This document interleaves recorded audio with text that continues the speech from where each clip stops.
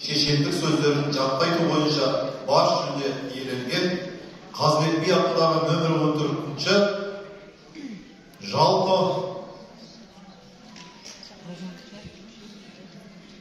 шығып сөйлемесек қараңғы болып жатыр.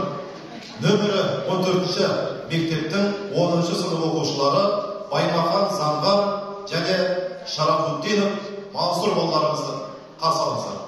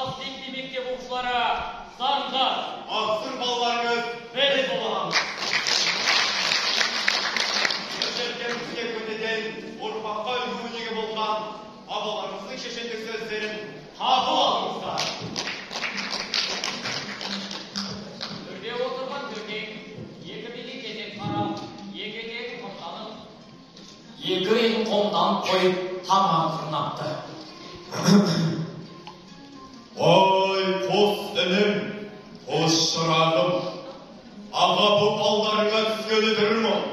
Ағам, алдыңдағы өліп өскен дарағым, әнің, қанатың мен құйрығым, қайрақ сала жарағым. Артымда сендер барда, қанат жайып самғармын, алдаспанды сәлменмін. Мұна, менің баруым жөн емес пе? Сонда әйтеке жай оғындай жарқайдап шапшаңдық танытыпты.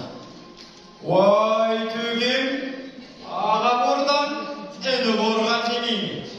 Арқамды қорғанға тремеймін бе? Майсамды, ерсілі қасылы ремеймін бе? Жағалы санды жапырып, дауында аршып, күремеймін бе? Мұна менің баруым жөн емес пе? Сонда бір жотадан екінші жотаға қаз дауысты Қазыбек би есіле кетті. Уай, асыл ағам, уай, асқақ інім, ағасы бардың, жағасы бар емес пе? Інісі бардың, тынысы бар емес пе? Тыныс бардың елде ұрысы, жауда ұрысы, дауда жұмысы бар емес пе? Екі би үнсіз бас шолғып, бірақтен қатып, ләмден қоймапты.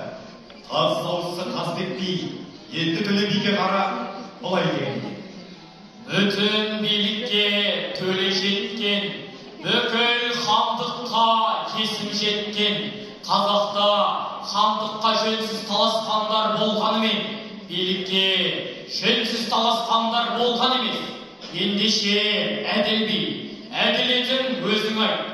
Аттың басы күшті ме, белі күшті ме, әлде құйрығы күшті ме? Ой, шырағым Қазыбек, жол бастайды әнінде, омырауы жүйріктің, өгелекте қуарта, пайдасы мол құйрықтың. Аттың белі қызметті көп болады, саған кетті кесегі, осы жолға құйрықтың. Жай ода қолыңда. Атасызға ата бол, батасызға бата бол. Арып ашқан ғарыптың жел жағына жота бол. Панасызға пана бол, тек сақтамас бала бол. Дос сүйініп қатсылар, асу бермес дана бол. Ек батасын беріп, қаз дауысты Қазыбек биді аттандырып салыпты. Қаз дауысты Қазыбек би ел аралап жүріп бір үйге түсіпті. Үйде еді жоғынан қарамастан әйелі қонақтарды жақсы күтіпті. Сонда әйелі мұндай, оның ері қандай деп отқанда үйіне ері кіріп келеді. Еріне қараса, ері көруге уағдада екен.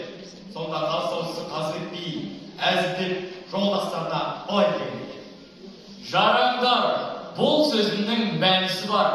Мәнсіздің мәндемейіне несі бар? Құданың құдіретіне қарап тұрсам, жапалап үйрек алған бір құсы бар депті. Әйел бидің сөзін түсініп, оған да былай жауап беріпті: Биеке, ол сөзіңнің мәнісі бар. Мәнсіздің, мәндімеден көбісі бар. Жапалап, ілген құсын мөсе тұтпай, әлде де қоңыр қаздан дәмесі бар деген екен. Сонда қаз дауысты Қазбек би әйелге риза болып, балаң жаман болса, көрінгеннің мазақ емес пе?